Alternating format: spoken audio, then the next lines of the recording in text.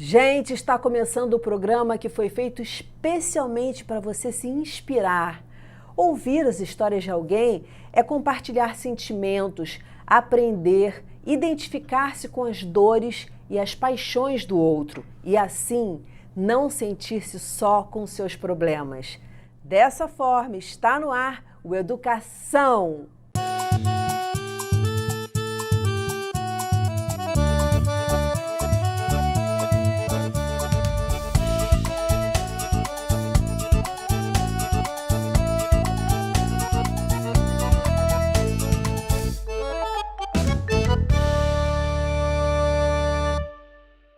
Minha convidada de hoje é a escritora Fabiana Carvalho Oliveira. Muito bem-vinda, Fabiana. É um prazer receber você aqui no Educação. Obrigada, Dani. Eu que agradeço o convite e estar com vocês hoje. Prazer é nosso em te receber e eu sei parte da sua história, eu sei que é maravilhosa e que você tem muita coisa bacana para compartilhar com a gente. Você cresceu como uma menina de classe baixa em São Paulo, né, o que a gente chama carente em São Paulo financeiramente. Como foi a sua educação? Dani, eu nasci numa família de classe baixa, né, na periferia de São Paulo, mas exatamente em São Miguel Paulista, na Zona Leste. E a minha educação, ela foi toda em escola pública, né? Mas o que eu vejo e o que eu trago de história é que eu vim de uma família de funcionários. Minha mãe virou professora quando eu tinha 9 anos de idade. Então, a minha educação ela foi muito voltada para essa necessidade mesmo e para esse impulso da gente estudar, da gente procurar algo diferente, da gente aprender e mergulhar nas oportunidades da vida, né? A minha mãe e meu pai, eles foram terminar os estudos depois de velhos, né? Vamos chamar assim, mas isso Uhum. trouxe um impulso para a minha criação e do meu irmão muito importante no sentido da gente ter oportunidade de ver os dois ali batalhando, construindo algo para a gente, né? E proporcionar depois um estudo, uma faculdade, a gente ter outros Uhum. olhares e outras oportunidades. Então, eu fui criada com meu irmão, com a minha mãe, com meu pai, vim de uma família grande, então muito amorosa, minha avó muito presente, a minha família paterna é muito grande. Nós éramos em 7 netas na época, então todo mundo na casa da avó depois da escola, né? Então, assim, muito nessa base do amor, do companheirismo, do respeito. E isso foi passando todo, acredito que toda essa questão financeira, claro, né? Ela é muito Uhum. importante, mas acho que toda a convivência, toda a educação que eu tive, a base que eu tive na minha família foi muito mágica e foi muito lúdica para a gente passar por algumas coisas. Isso é o mais importante, não é? Porque, pelo menos na minha visão, porque você forma ali uma estrutura com afeto, com amor, com incentivo, com apoio, e aí formando essa estrutura mais forte, a gente passa a enxergar a vida de uma forma diferente, e aí fica, entre aspas, mais fácil. Na verdade, tirando até as aspas, fica mais fácil correr atrás dos próprios sonhos. Não sei se você concorda. Não, concordo totalmente. Que nem eu disse, né? Minha família era grande, então a comunicação sempre foi muito clara. Eu tinha a oportunidade de conversar com as minhas tias sobre várias coisas, então eu tinha primas da mesma idade, né? E isso vai trazendo experiências e coisas muito diferentes. Eu falo que assim, eu amo Páscoa, eu amo Natal, eu amo festa em família, exatamente pela lembrança que eu tenho, né? Daquele calor quentinho no coração de ter tido algo muito importante. E até hoje eu tenho 2 filhas, e a necessidade que eu tenho de recriar isso para elas, né? Dessa importância da família, do laço, sabe? Do convívio mesmo. E isso, como você disse, torna mais fácil, sim. Seja no É o momento. chão, É você o sente um chão. chão firme. Sim, seja num momento de saúde, né, ou uma questão financeira, o que acontece, né? Você tem ali a família se apoiando e unida. Então, isso para mim, eu acho que a minha base é bem sólida em relação à família, né? E vendo, claro, o passo a passo da minha mãe, do meu pai, das minhas tias, de todo mundo, né? E eu sou hoje, eu falo que eu vim de uma família muito pautada na educação, justamente porque a minha tia foi fazer pedagogia, né? Então eu tenho tias que já estão aposentadas, mas nesse mundo de pedagogia. A escola que eu estudei quando eu era criança era da minha tia, então era uma escola chamada Recanto Mágico. Então, Ai, que além nome de lindo. estudar com a tia, tinha aquele afeto. A minha avó fazia a comida da escola, né? Então, eu saía da Hum. escola da minha tia e ia direto para casa da minha avó, que era um portãozinho do lado, assim. Tudo muito simples, mas tudo muito verdadeiro, Muito né? calor, né? Muito Muita calor. troca. Isso é fundamental. Você tinha um Sim. modelo, assim, na sua infância, para quem você olhava e falava assim: poxa, eu quero ser assim, ou eu escuto essa pessoa mais, ou eu escutava depois, né, de adulta, você percebia que você Aham. escutava muito as coisas que essa pessoa falava. Qual era o seu modelo na infância? Ai, Dani, a minha mãe sempre foi muito o meu modelo, né? A minha mãe, ela, por questões dela, ela teve a oportunidade de voltar a estudar com quase 30 anos de idade, então ela foi fazer magistério, faculdade, e eu vi ela ali, tipo, eu tinha 8, 9 anos, ela dava janta para mim e para o meu irmão e ia para a faculdade, né? Ela batalhando ali, e ela sempre mostrando para gente que aquele era o caminho. Então, muito da minha mãe, dessa garra, eu brinco que a minha mãe, ela tem, ela não, ela é ligada nos 330, ela é muito para frente, ela é muito agitada, ela faz tudo. E muito assim, um pouco de cada tia, acho. Então, tem aquela tia que gostava mais, fazia cesta de café da manhã. Então, toda essa minha delicadeza, essa minha preocupação com as coisas, acho que veio um pouco dela, né? E ao longo da adolescência foram surgindo outras tias. Então, tem uma tia, que é a minha tia Gisele, então eu sempre achei ela uma mulher super empoderada, dirigia super bem. Então, a gente vai, acho que eu fui buscando um pouquinho de cada mulher ali da família, que eram muitas, são muitas, né?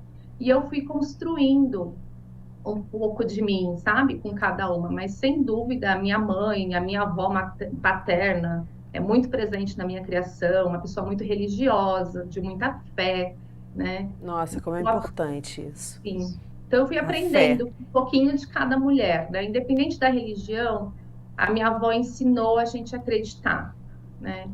E a gente sempre buscar e fazer o bem. Então, acho que essa base que a minha avó me deu, e dá, ela vai fazer 90 anos e ela é a Ai, que pessoa mais linda. importante assim da família, né? Então essa base que ela trouxe para mim, para minha família como um todo, foi super importante na minha criação e no meu desenvolvimento. E qual é a frase que você traz de lá? Qual a lição de vida que você traz de lá? Qual é a frase que você leva para a sua vida, algo que você aprendeu na sua infância? Poxa, isso aqui não desgruda de mim, tá em todos os momentos, nos bacanas, nos ruins.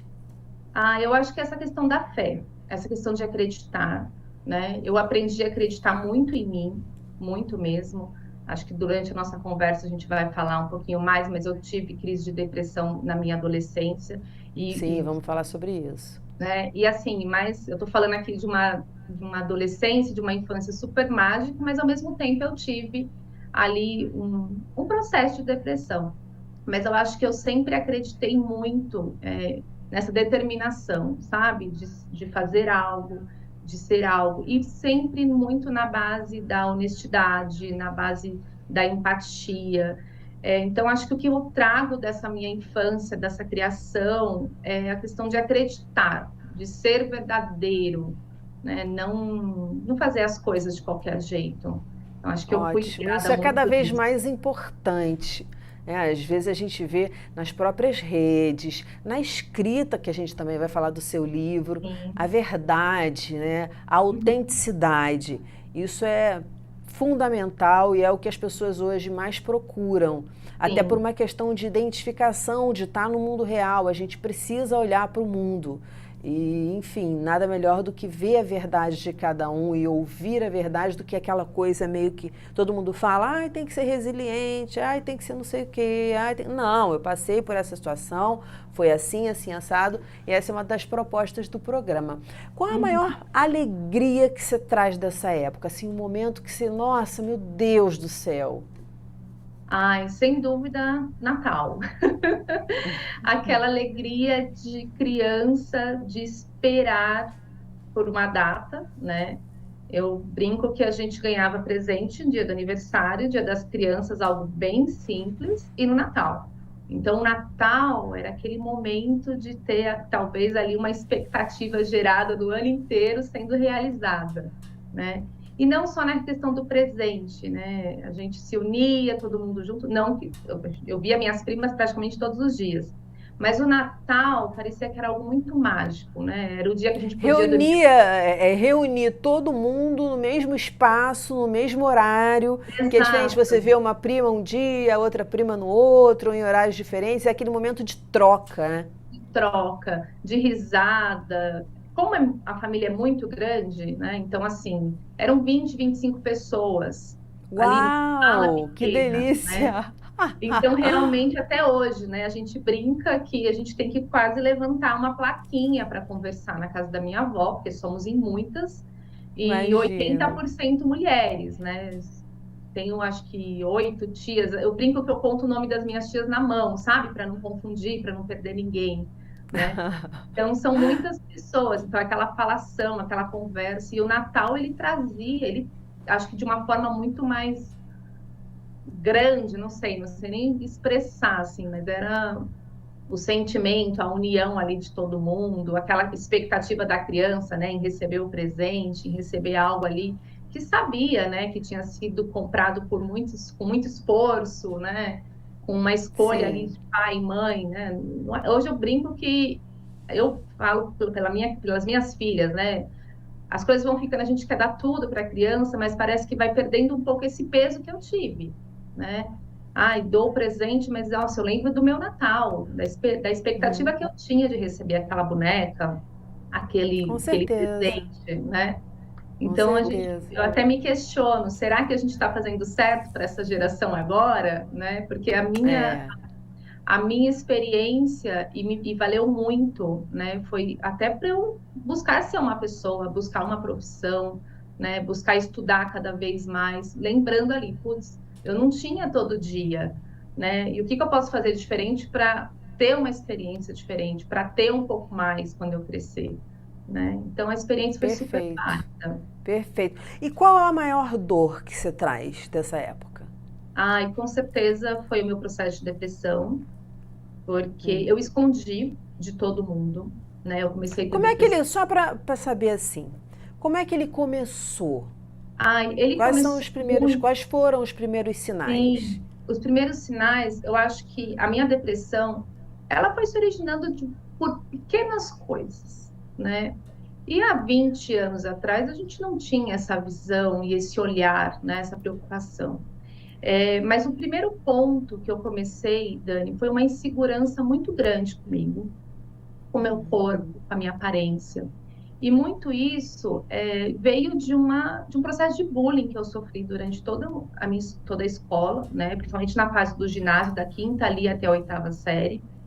Eu sempre fui uma criança muito estudiosa, né? Tipo, focada, sabia o que eu queria estudar, passar numa faculdade pública, tinha um plano ali, né? Via sua mãe com Então, essa garra toda, então, claro, tinha essa garra toda em sala de aula, sim, na escola, um compromisso muito grande com o que você estava fazendo. exatamente. E aquele compromisso, infelizmente, não era visto por 90% dos outros alunos, né? Numa escola pública, e aí eu fui me destacando, e ao mesmo tempo que eu fui me destacando, quem não estava muito afim, né, de estudar, foi. Então, eu cheguei a apanhar na escola, então foi muito Por difícil, tirar notas boas e por por tirar ser notas boas. estudiosa. Exato.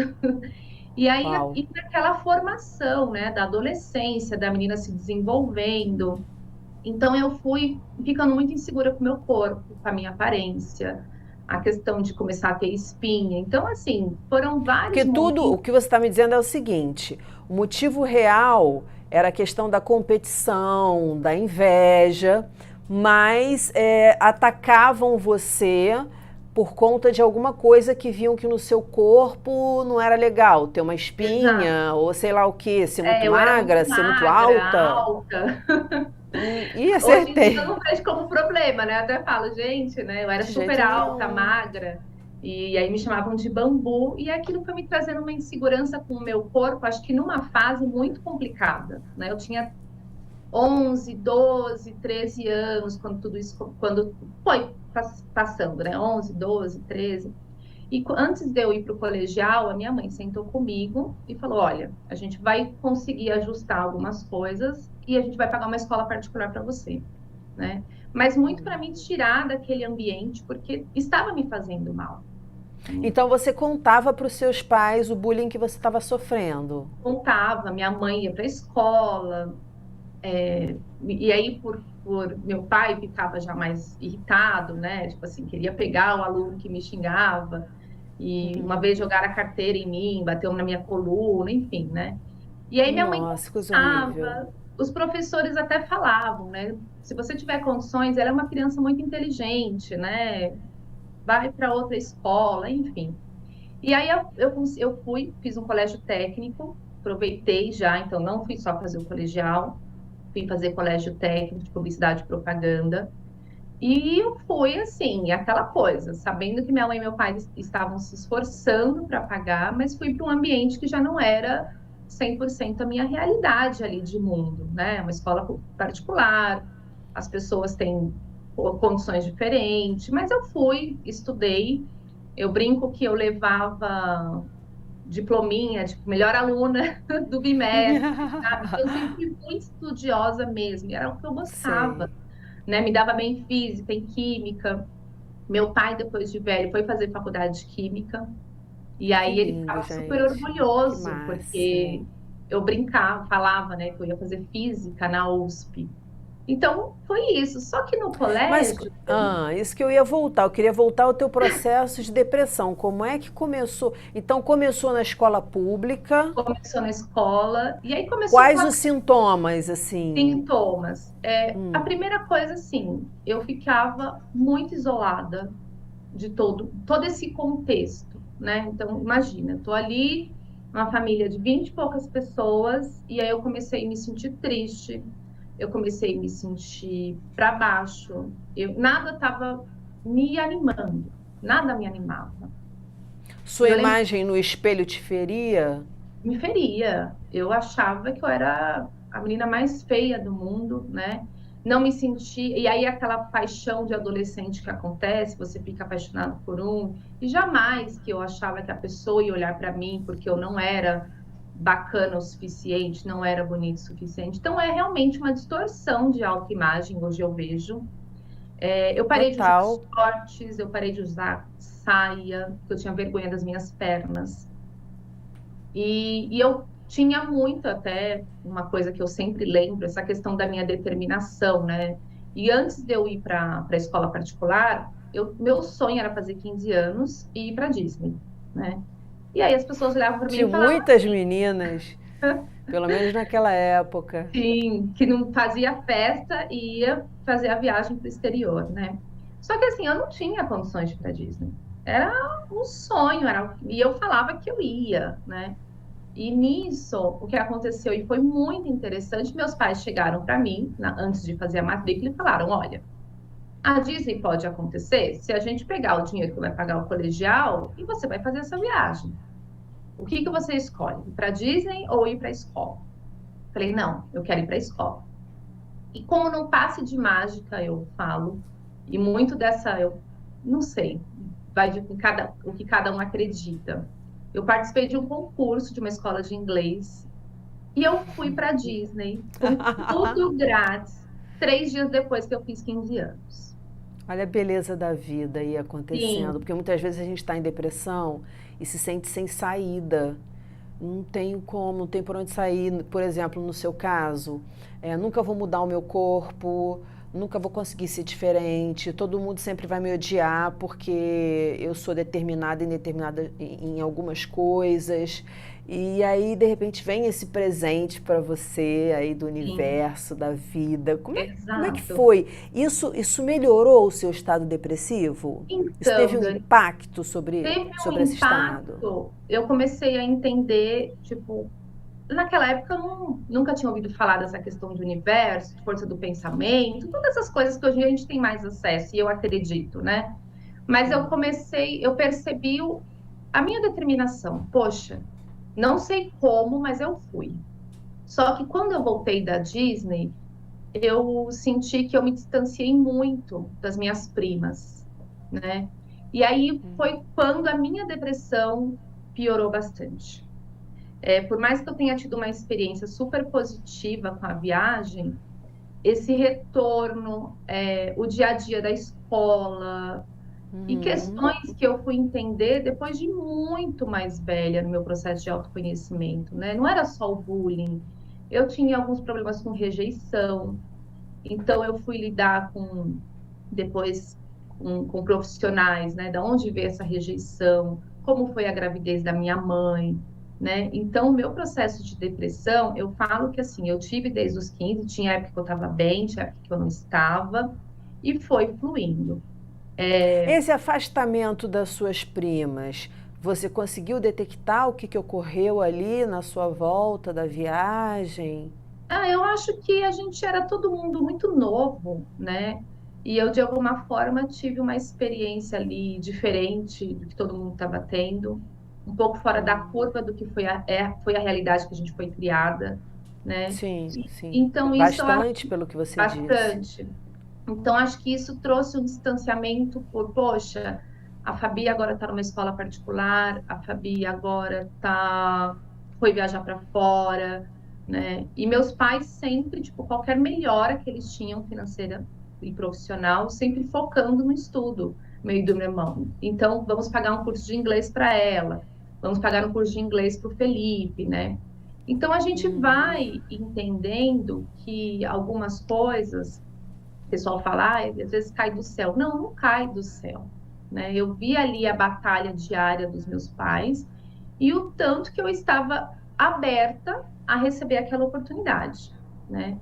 Então, Sim, acho que isso. só para fazer um parênteses, Uhum. só chuva cai do céu, assim mesmo se a gente cuidar da natureza, porque senão daqui a pouco nem chuva de qualidade a gente vai ter, mas vamos É lá, isso continuar, mesmo. eu tinha que falar.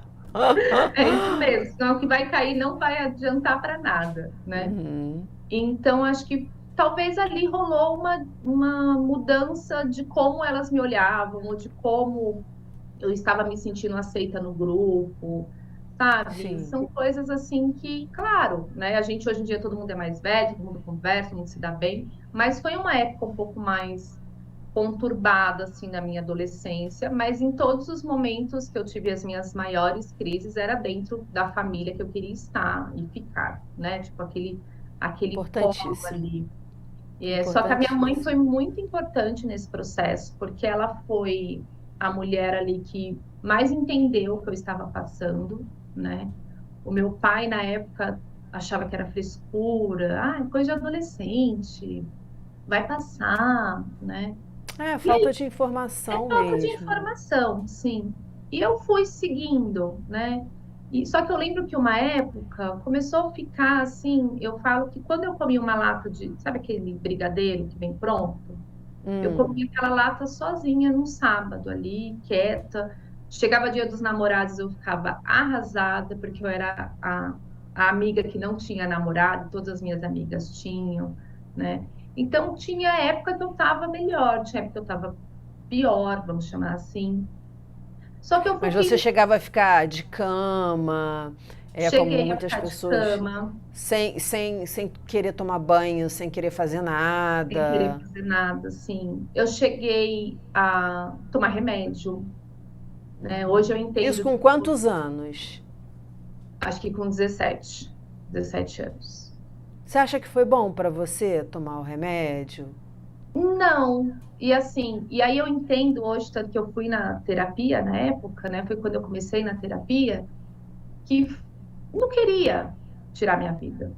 Mas eu estava, acho que, buscando um pedido de socorro, e talvez fazer aquilo seria a forma que meus pais, ou quem estivesse aí próximo a mim, ia entender que era a verdade que eu estava sentindo, né?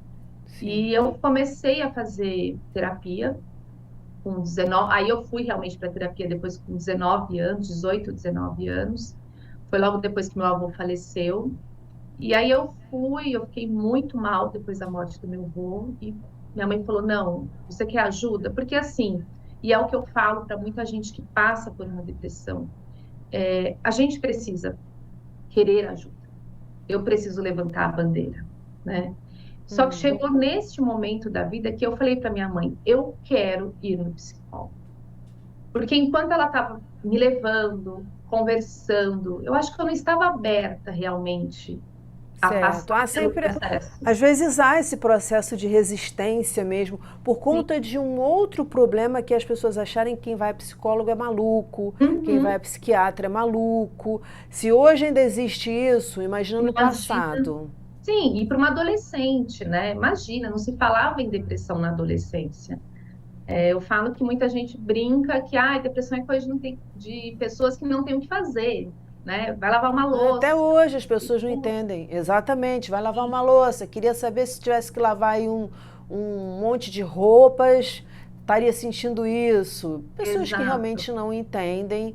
E aí fica muito difícil, né? Porque o ser humano não passa por tudo que existe na vida, porque tudo que existe na vida é coisa demais. Então, Uhum. pelo que a gente não passa, o mínimo que a gente espera do outro é uma certa empatia, é tentar entender e não julgar. E a gente está num momento de muito julgamento, as pessoas julgam por tudo, julgam, bom, cor de pele sempre julgaram, né? Há séculos julgam, enfim, orientação sexual. Agora é o que você veste, tá com depressão. E fica difícil porque as pessoas que sofrem isso não querem abrir porque senão vão sofrer preconceito, aí vão ser alvo de bullying. Aquela é Sim. fracota, ou aquele é um fracote, aí com o negócio de depressão, que mané depressão. Então deve ser muito duro ouvir isso. E aí, mas você teve uma atitude corajosa, foi lá e falou assim, não, eu quero, eu estou aberta. E isso te ajudou muito? Ajudou, e foi no momento que eu fui para a faculdade com 18 anos, 17 para 18 anos, eu me formei muito nova, né? Eu falo hoje que Uhum. tinha que ser proibido entrar na faculdade antes dos 18. Eu fui uma criança para a Verdade. faculdade, escolher a profissão, né? E aí eu escolhi uma profissão totalmente fora do que era ali o sonho do meu pai, do que era a minha expectativa como estudante, né? Imagina, a pessoa levava nota 10 em física e escolheu fazer faculdade de moda. Tipo, oi, o que aconteceu? Mas a gente tem vários talentos, a gente vai descobrindo ao longo da vida. Eu quero pular para o seu livro, porque aí você vai e decide escrever um livro. Sim. Antes de falar da tua carreira Uhum. como e dessa escolha, eu queria falar muito sobre o seu livro, porque eu não queria perder mais. Quer dizer, a gente só está ganhando tempo, mas eu não queria, sabe, Sim, demorar a chegar nesse a chegar ponto, no que é um assunto. ponto crucial da nossa entrevista, Sim. que é porque o seu livro ele fala da relação entre mãe e filha em um drama psicológico. Como Uhum. surgiu a ideia de escrever sobre esse tema? Dani, eu fui durante esses últimos anos, né? Eu começou com a depressão com 15, eu falo que eu me livrei dela do jeito que era com 30 anos, depois que eu fui mãe.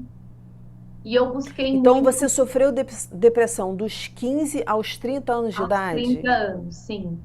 Vai e volta, tem época que eu estava bem, trabalhando super bem, ninguém no trabalho nunca imaginou, com cargo de gerência, sabe, cargo de liderança em grandes empresas, trabalhando, amando o que eu fazia, trabalhava com moda, marketing de moda, sempre gostei muito do meu trabalho, me formei super bem em relação à nota, tudo.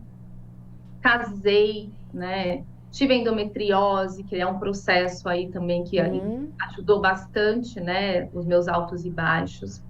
E aí, depois que eu fui mãe, eu entendi que eu precisava realmente dar um basta, sabe? Eu já Mas estava. espera aí, você falou que a endometriose te ajudou nos altos e baixos, porque a endometriose é um problema lá no Não, útero que às é, vezes impede a mulher de engravidar. Isso te ajudou? não, desculpa, falei o contrário. Ela não ajudou, né? Interferiu Ah, não bastante ajudou, no. não ajudou. Isso, Entendi. interferiu bastante no meu processo de depressão. Veio mais cutucar suas Mais feridas. cutucada, exato, né? Porque eu sempre senti dor. Aí depois, quando eu falei, eu quero ser mãe, não, você não consegue ser mãe, né? Eu tinha as trompas entupidas, enfim, duas cirurgias, né, para conseguir engravidar e toda aquela questão, né? Insegurança, né? Poxa, eu não vou conseguir ser mãe, enfim. E aí eu consegui engravidar de forma natural depois que eu operei. E eu entendi ali que eu já estava há 4 anos em terapia intenso, né? Em nenhum momento eu fui medicada durante todos esses 15 anos, porque eu busquei muito a conversa, a troca. Meu marido foi super parceiro e super paciente nos meus momentos de crise, Isso é importantíssimo para quem está ao redor de pessoas com depressão. O super. apoio, a rede. Eu falo assim que outro talvez não teria assumido realmente a carga, sabe? E eu sou extremamente grata e realizada como mulher por conta dessa parceria e dessa não só paciência, mas acho que desse amor, desse afeto, do colo que foi recebido, né?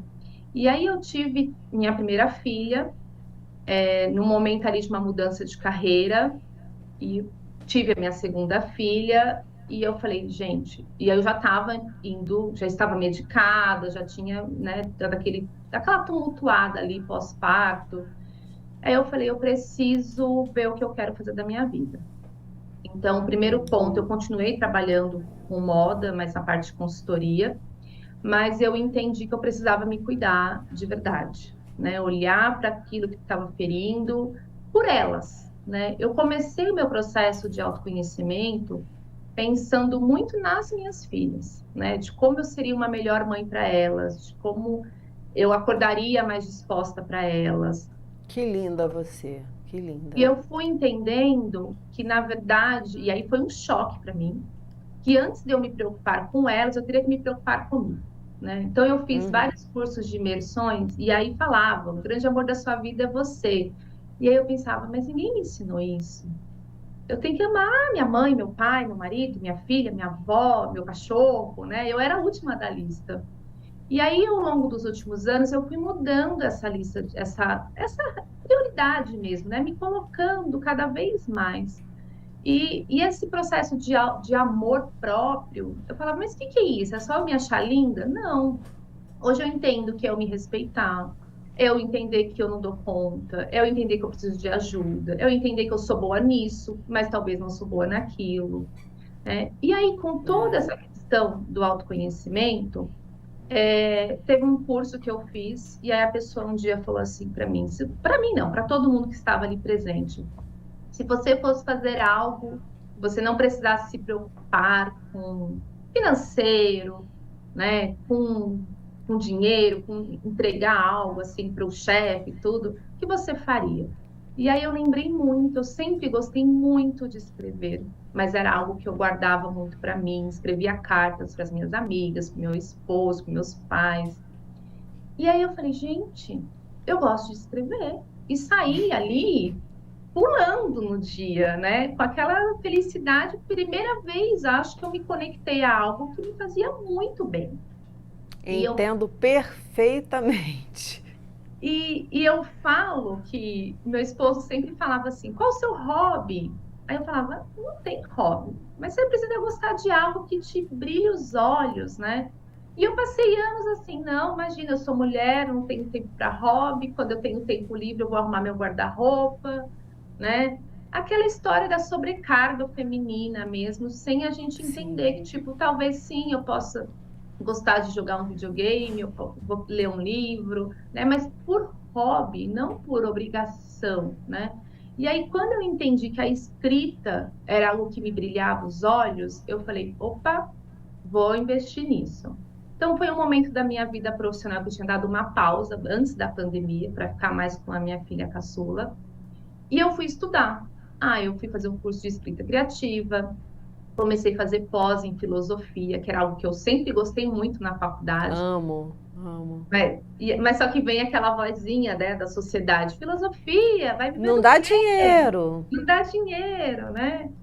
Então Eu não eu sei se você descobriu isso, Fabi, mas pelo que você está me contando, assim, você veio de uma família pobre, muito batalhadora, muito guerreira, com muito amor, mas quando você fala, para quem ouve, ou pelo menos para mim, parece uma coisa do tipo, você sentia muito essa carga de vencer e de fazer as coisas que davam dinheiro e de deixar de lado o prazer. O prazer não existe porque eu preciso vencer, porque eu preciso, de repente, não sei, estou chutando aqui, óbvio, eu preciso que minha mãe se orgulhe de mim, eu preciso que meu pai se orgulhe de mim, eu preciso me orgulhar de mim porque, poxa, meus pais batalharam para que eu estudasse.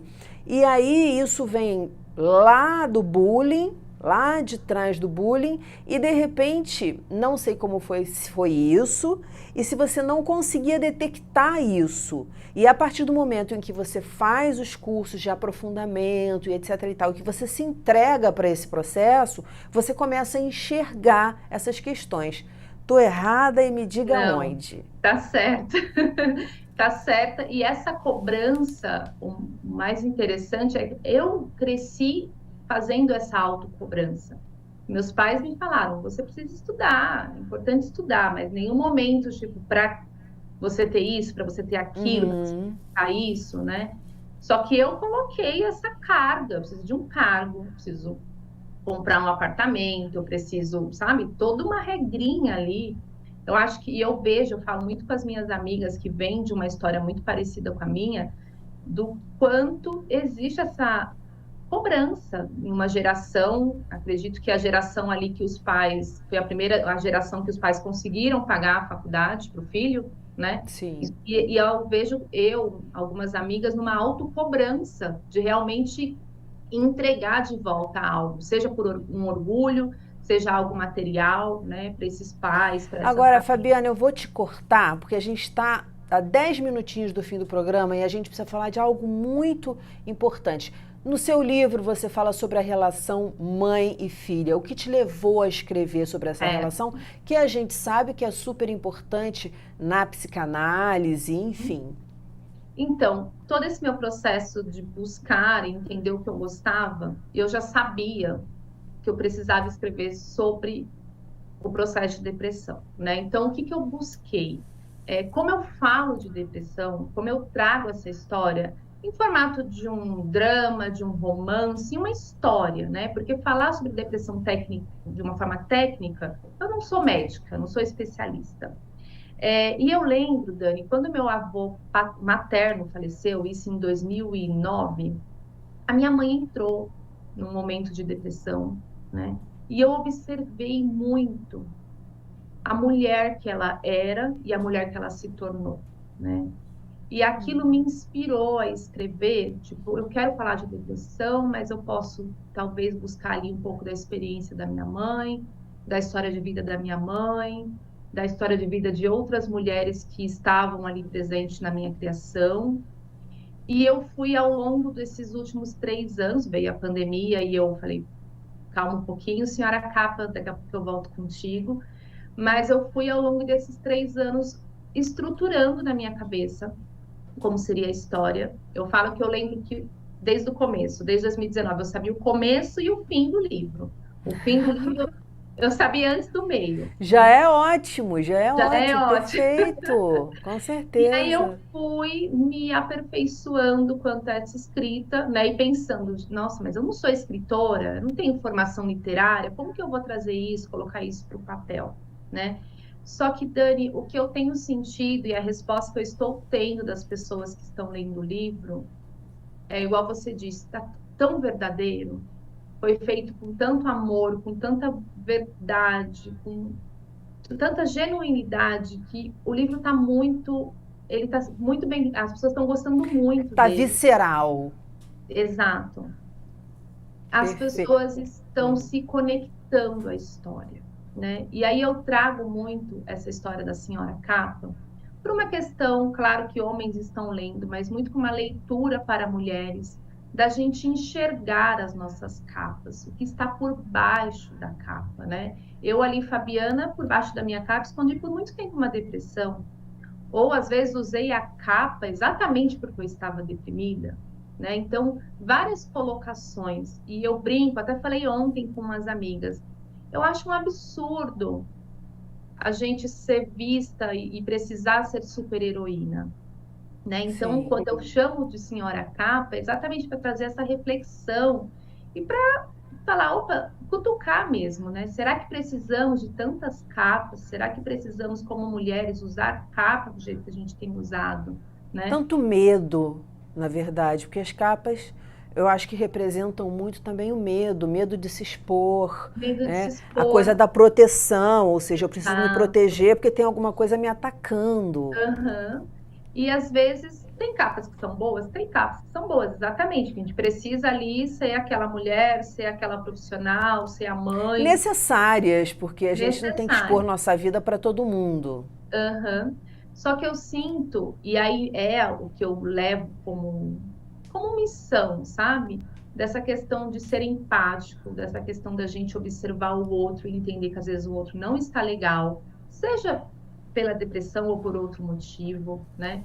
Então o livro ele traz muito essa reflexão e essa história de que, opa, peraí, tem a mãe, tem a filha observa a capa na mãe durante ali todo o livro, e o leitor vai entendendo o porquê da capa, esse olhar da filha, né?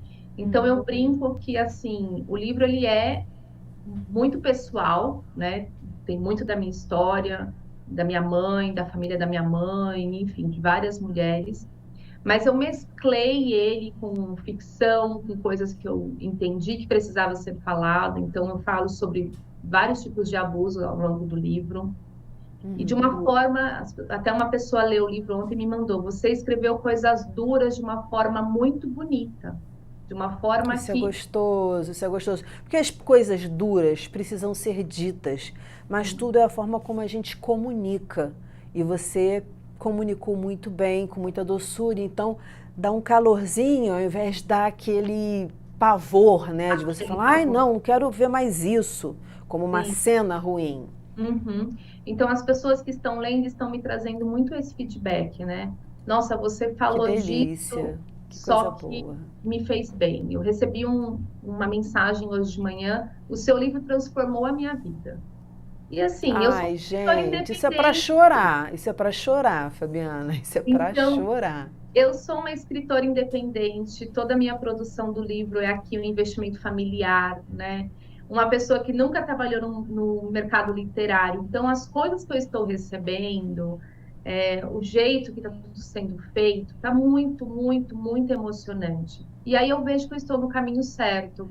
Eu vejo E, que tudo que e eu vejo assim, não querendo te cortar, mas já te cortando, como dizia o nosso saudoso Jô, eu vejo que isso também pode. Primeiro, galera, quando eu falei chorar, é chorar de emoção.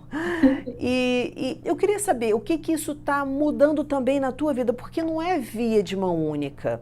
Você escreveu e está lá, né? Você está recebendo o feedback das pessoas. Isso está como um carinho assim para você. Como é que está chegando na tua vida? E isso está provocando, acima de tudo, transformações em você? Esse feedback do público? está. Primeiro, porque qualquer pessoa, né? Eu acho que eu estava muito insegura. Tipo, será que o livro tá bom? Será que eu sou boa? Será que essa mudança de carreira realmente é válida, né? Eu tinha ali uma profissão por mais de 15 anos sólida. Mas quando eu recebo isso, e o meu processo de escrita, ele foi muito terapêutico, porque eu revivi muitos dos meus traumas escrevendo o livro. Eu me conectei às minhas dores. Só que eu me conectei, por isso que eu falo que eu tinha depressão, porque eu me conectei e entendi que aquilo passou, que eu não sou mais aquela pessoa, né? Então, ao escrever o livro, ao pontuar coisas que aconteceram na minha vida, eu percebi a minha transformação. E a escrita, ela é muito usada, né, de forma terapêutica. Eu tinha Com uma psicóloga que certeza. falava, escreve, eu nunca escrevi, até mandei o livro para ela, eu falei, olha, eu escrevi e transformei isso em um livro, né? E eu sinto, então vem aquela certeza do que eu tô fazendo certo, da minha escolha nova como profissão.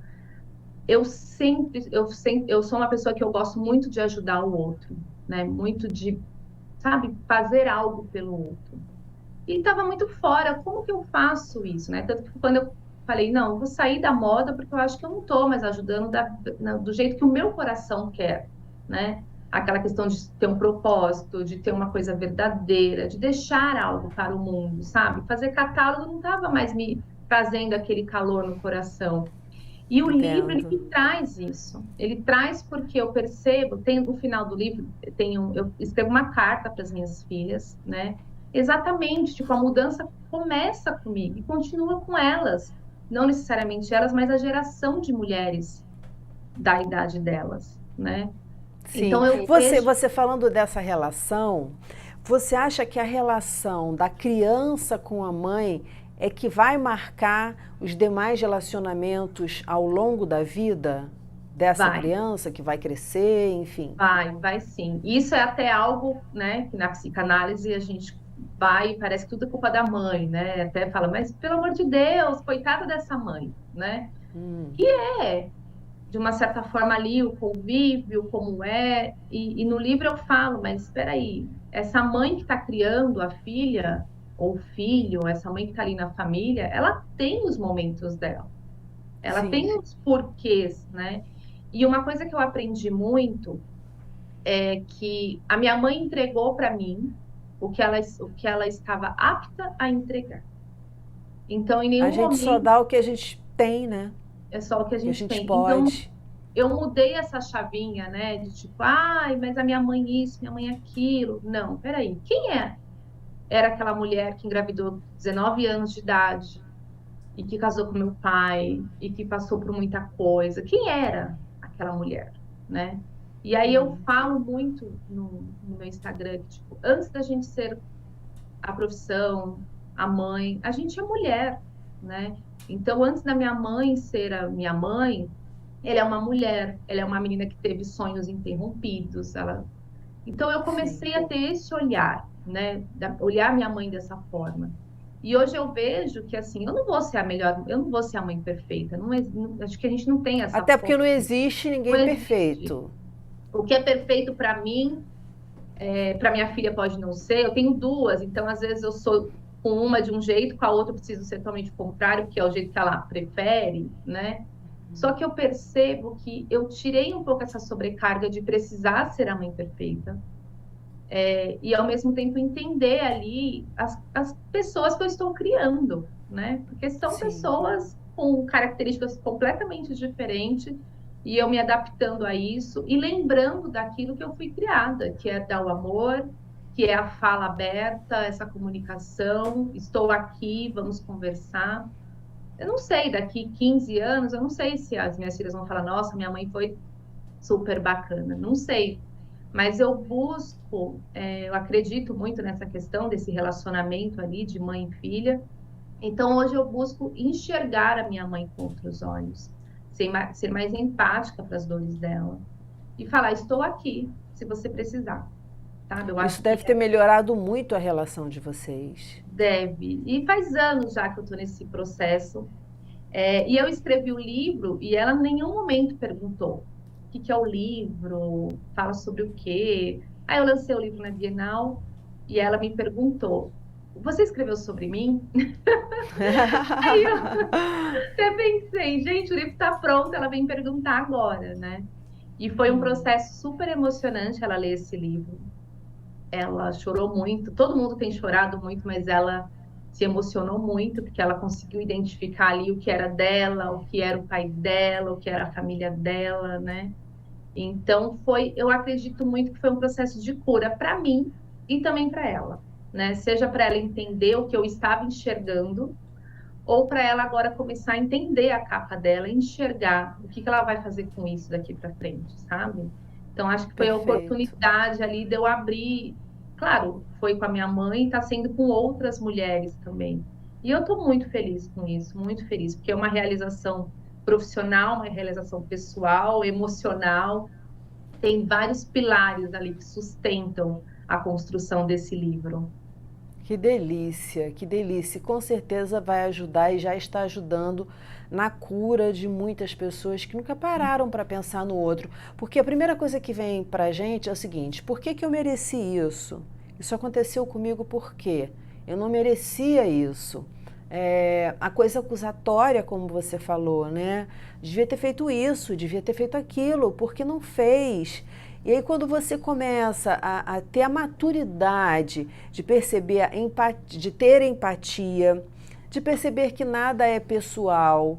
Eu acho que muito. Eu não sou estudiosa nisso, né? Eu não sou psicóloga. Eu faço análise há muitos anos, mas eu não sou psicóloga. E eu acho que pouquíssimas coisas são pessoais nos nossos relacionamentos. Eu acho que a interpretação que o outro tem do que você está falando, do que você está comunicando, tem muito a ver com a história dele. Porque um vai interpretar de um jeito, o outro vai interpretar do outro. E aí você começa a achar assim, caramba, eu costumo usar uma história que é a seguinte, a pessoa vai sempre à sua casa, ou frequenta, vai de vez em quando à sua casa. Aí você chega para a pessoa e fala assim, caramba, que coincidência, ou sem coincidência, fala só, caramba, sempre que você vem aqui chove. E aí tem gente que vai falar assim, nossa, que deverá ser isso? O que isso significa? E vai ter gente que vai falar assim, você está dizendo que eu trago chuva? Você está dizendo que eu trago tempestade? Então, assim, as mesmas palavras as pessoas escutam de formas diferentes. Então, Sim. eu acho que é isso que você está mostrando também no teu livro. Sim. É abrir o olho para entender que cada um é um, cada um tem a sua história, né? Independente ali na relação da menina do livro, claro, é a mãe, né? Que é uma relação muito próxima, e às vezes a gente espera realmente essa mãe super-heroína, enfim, mas e o peso desse rótulo para aquela mulher, né? Sim, sim. Olha, a E gente já terminou o nosso tempo, foi uma delícia conversar com você, mas eu queria ainda mais uma coisa. Qual é a uhum. principal lição que você aprendeu na sua vida que você queria compartilhar aqui com o nosso público? Nossa, a principal, É a coisa todas mais visceral que você coisas tem aí para mais. dizer pra gente. Eu acho que foi essa questão do amor próprio. Eu falo que antes de colocar máscaras cairão, antes de colocar no outro, colocar em si. Ninguém ensina isso pra gente, mas eu acredito muito que a gente precisa começar a olhar para isso. Não um processo de egoísmo, não isso. Mas como que eu vou ajudar o outro se eu não estou bem? Como que eu vou ouvir o Perfeito, outro se eu não me perfeito. escuto? Você tá Eu com o livro aí para mostrar a capinha pra gente? tô sim.